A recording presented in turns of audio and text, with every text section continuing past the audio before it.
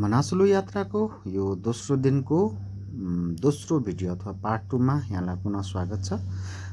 तातोपानीबाट अलिकति अगाडि बढ्ने बित्तिकै यति सुन्दर झरना देख्न सकिन्छ र त्यो झरनाले तपाईलाई निच्चुक्कै पार्ने गरी भिजाउँछ पनि। तपाईले आफैले त्यसको फिल गर्न सक्नुहुन्छ।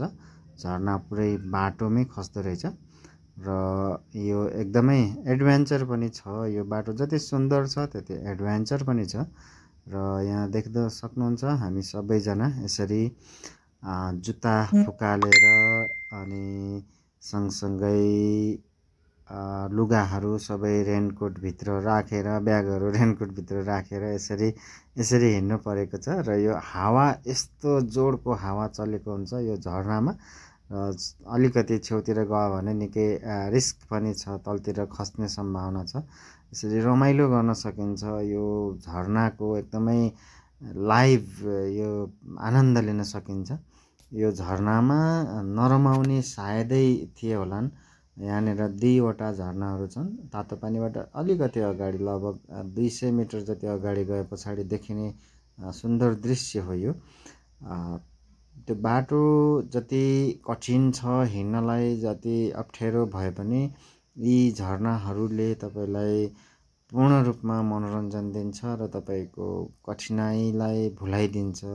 यस्तो खालको एडभेन्चर ट्रेक सायदै नेपालमा गर्न पाइएला। यो चाहिँ निकै रमाइलो ठाउँ छ र यो सिजन पर्यटनको यो सिजन सेप्टेम्बर अक्टोबरको चाहिँ सिजन भएकोले पनि यसपालि मनासुलु पदयात्रामा निकै संख्यामा पदयात्रीहरू थिए र सबैजना यो झरनामा उत्तिकै रमाइरहेका थिए। सबैले भिडियो फोटो देखाउँदै हिँड्दै थिए र अलिकति अब झरना कटेपछि अगाडि गएपछि अर्को एडभेन्चर रहेछ। यहाँ चाहिँ भर्खरै बाटोमा पहिरो गएको रहेछ। त्यहाँ पहिरोमा साथीहरू अड्केर बसेका छन् र वरपर मान्छेहरूले बसेर ढुङ्गा आउँछ कि आउँदैन कि, पहिरो खसेछ कि छैन कि भन्दै हेर्दै हिँड्नुपर्ने अवस्था। त्यो पहिरो त सानै छ तर भर्खरै खसिरहेको भएर हामी जाँदाखेरि यो ढुङ्गा झरिरहेको नै छ र माथि हेर्दै दगुर्दै जानुपर्ने। बाटो बनिसकेको अवस्था थिएन र पहिरो खस्दै गरेको भएर केही समस्या पनि भएको थियो यहाँनिर। यो जति अप्ठ्यारो बाटोहरू छन् तर वरिपरिको दृश्यहरूले यहाँको झरना पहाड हैन वन जङ्गल यो सबै कुराहरूले गर्दाखेरि चाहिँ निकै सुन्दर देखिएको छ। यसरी पहिरोको जोखिम अलिकति बर्खाको बेला भएको कारणले र हामी जानुभन्दा केही दिन अगाडि निकै ठुलो पानी परेको कारणले गर्दाखेरि पनि यस्तो जोखिमहरू पनि बाटोमा निकै थियो। विदेशी पदयात्रीहरूलाई भने केही कठिनाइ भएको हामीले यसरी देख्न सक्छौँ, किनभने त्यहाँ बाटो बनेको थिएन र उनीहरूलाई यस्तो हिँड्ने बानी थिएन।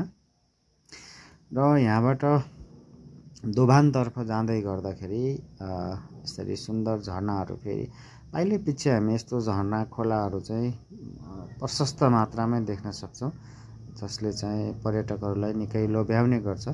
सबै झरनाहरू बुढी गण्डकीमा यसरी विलिन हुन्छन् र अब यो आजको दोस्रो दिनको थप भिडियोहरू हामी भाग 3 मा देखाउनेछौँ। अवश्य पनि हामीलाई फलो गर्नुहोला र हाम्रो भिडियो मन पर्यो भने लाइक गर्ने, सेयर गर्ने र हामीलाई फलो गर्न चाहिँ नबिर्सिनु होला।